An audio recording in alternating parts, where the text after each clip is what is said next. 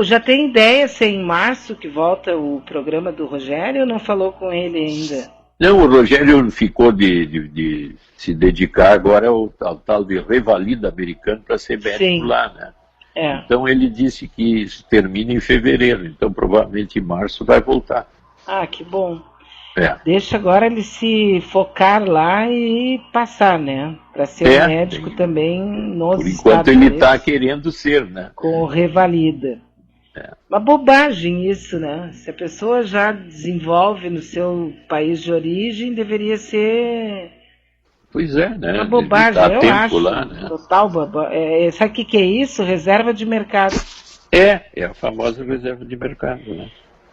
Ok, nós temos agora aqui a fala da Adriana. Vamos ouvi-la. Vamos. Bom dia, Beatriz. Bom dia, doutor Mário. Ouvindo vocês, eu ia falar sobre a cerveja, mas agora eu vou falar sobre outro assunto. O senhor falou agora sobre essa ouvinte, sobre o autoconhecimento. Daí mencionou, né, o curso da Filosofia Una da Beatriz Fagundes. E essa pessoa diz que usa um medicamento. E existem pessoas que usam álcool, né? E daí a pessoa fica em estado alterado.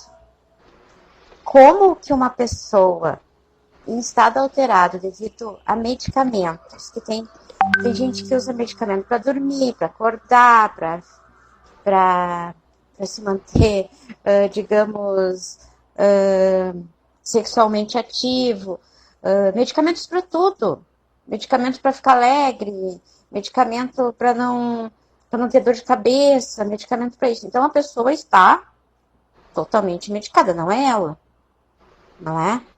Como é que ela vai ter um autoconhecimento se ela está em estado alterado ou através de medicamentos ansiolíticos, diazepínicos e álcool? Gostei de tomar uma caipirinha. Tive uma boa sensação. Amanhã vou tomar 2, depois vou tomar 3. Isso que eu não consigo entender. Tem como a pessoa ter autoconhecimento dessa forma? Como o senhor disse, existem muitas possibilidades. E se a pessoa vê a necessidade de ajuda, como que ela vai pedir ajuda?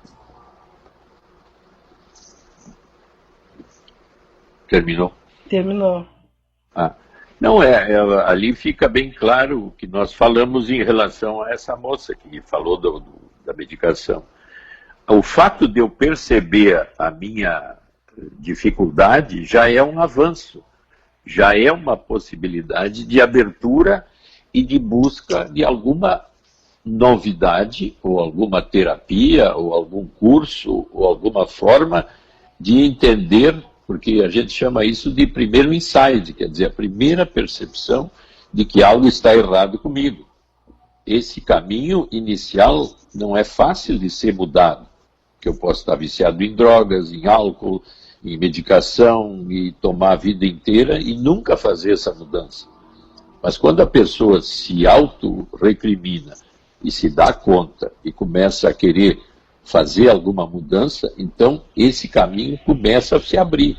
Agora, como vai se abrir, aí é outra história. Por isso que eu disse, bom, ela se aproxima de um curso da Filosofia Una, de uma terapia, de uma visão mais densa de si mesmo. Esse é um caminho altamente pessoal que não tem uma receita. Cada um muda de acordo com a sua possibilidade intrínseca. E é uma coisa especial mesmo. E hoje é difícil tu esperar uma pessoa... Já era difícil no passado, quando não tinha todos essa medicalização e tal. Mas também esperar uma pessoa perfeita, que não use nenhum tipo de medicamento, que não tome nenhuma cerveja, que seja uma pessoa que só falta flutuar, é difícil, né? Aí nós estamos falando de Cristo, de Buda, de Alá, de alguém, né? Sim, mas para julgar os outros, a primeira coisa que a gente faz é isso, né? Fazer não, mas se usa isso, como é que vai fazer aquilo e tal? Tá em busca de alguém absolutamente santo, tem que morrer primeiro, né? Não, e até tem o admirável mundo do Huxley, né? Isso. É que todo mundo no fim do dia ganhava uma pílula e aquela cidade todos eram felizes, né? Bea, aqui a nossa amiga pede para não comentar o nome dela. Muito bem. Ela diz o seguinte, Bea...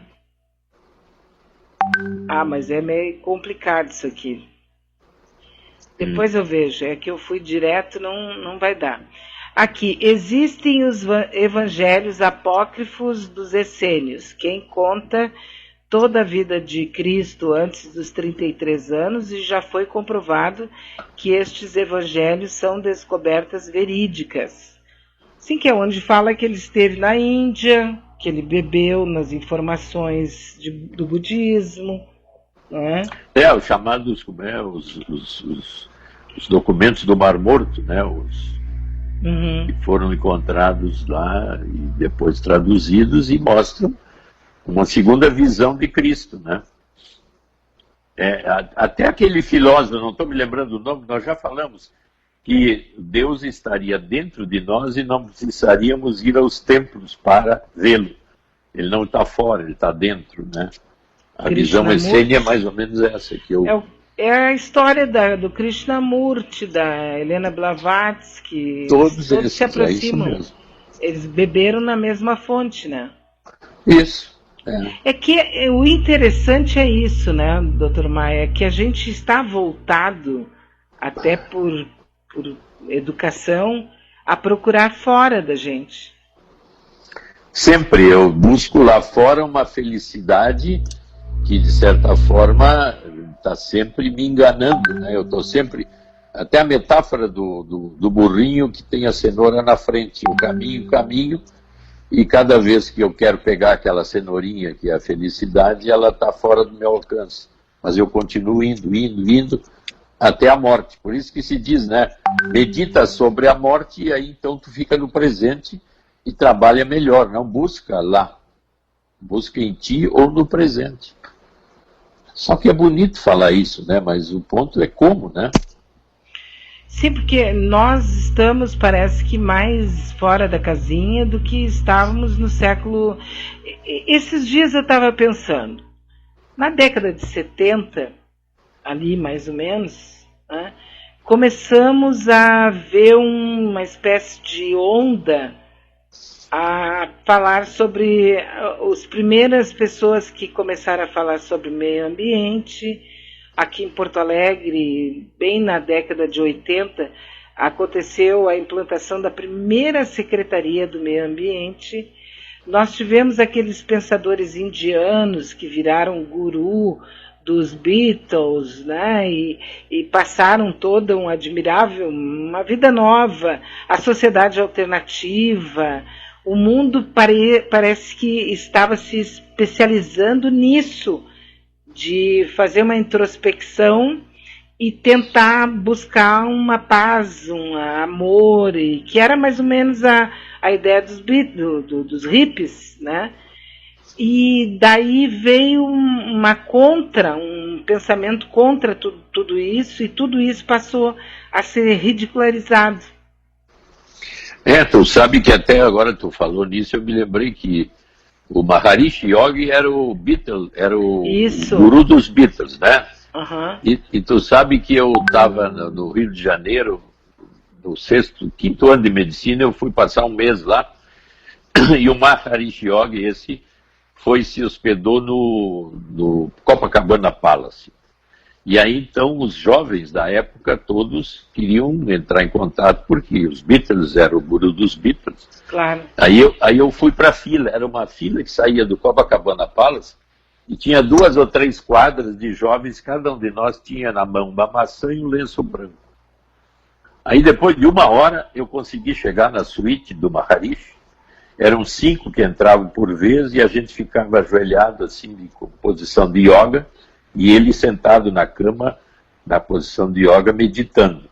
E depois tu ficava ali uns 5 minutos e chegava perto dele e ele dava o mantra, ou a palavra sagrada para ti, né?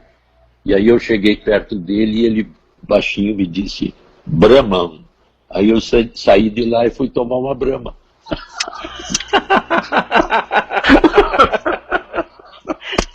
Mas o lenço e a maçã eu deixei, o lenço ficava comigo. Mas eram outros tempos, né? Existia porque era uma curiosidade e era uma dificuldade. Eu me lembro que eu li, o primeiro livro que eu li sobre todos esses temas foi Nem Sol Nem Lua, do Bhagawan Sri Rajneesh, que depois virou o Osho. Depois virou o Osho, né? E aquele livro, assim, foi como se abrisse uma cortina na minha cabeça, né? Porque a gente era muito voltada para a Bíblia, para essas coisas, assim, do Ocidente. E a maneira leve como ele mostrava o nem sol nem lua, né? O caminho do meio, parava no meio do caminho, era uma coisa muito lúdica, mas o sistema financeiro dobrou tudo isso, né? Total. E o Maharishi Yoga, esse depois se abusou da Sharon Tate. Isso, e de outras pessoas, né? Pois é, quer dizer, sexualmente eles não resistiam aos prazeres da carne, né? Mas então, aí é que está aquilo que a gente falava antes, quando a Adriana fez a pergunta, como é que uma pessoa assim pode ser assado e tal. É que nós não vamos conseguir uma pessoa absolutamente plena, perfeita, porque não existe.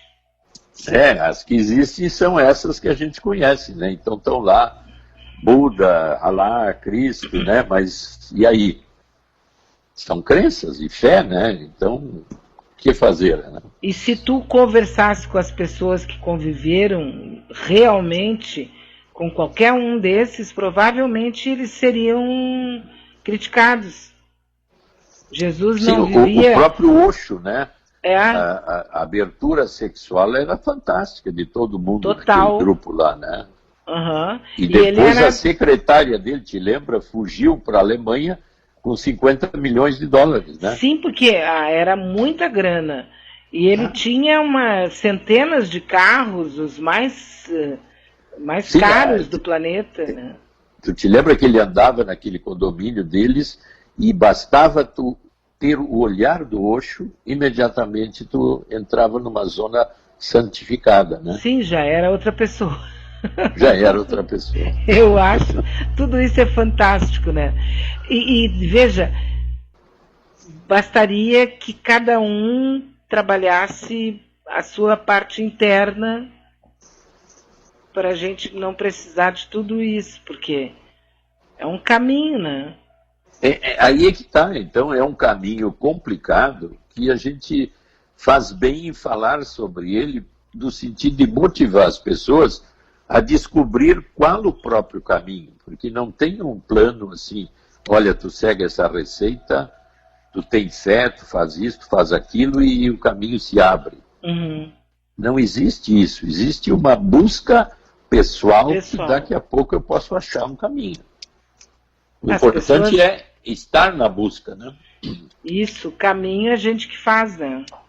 Cada passo é uma abertura, mas eu não tenho assim, olha, tu vai dar lá. Não. Então tu vê que cada passo está no presente, né? Que é o único que diz o Messiá, que é a única coisa que tu tem, ou agora. Exatamente. Difícil de entender até, mas uma coisa interessante se abre e eu então...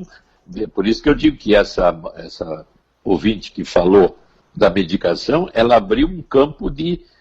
Dela. Eu quero entender por que eu preciso de medicação. Sim. E é o caminho dela. Né? Que não é o meu nem de ninguém. Não. É único, mas eu posso ajudá-la, eu posso estar perto, eu posso, daqui a pouco, alguém como... Qualquer pessoa que estiver perto dela, que abra uma possibilidade nova, é uma ajuda naquele momento específico. Mas não tem uma receita de quem é que vai dar essa abertura.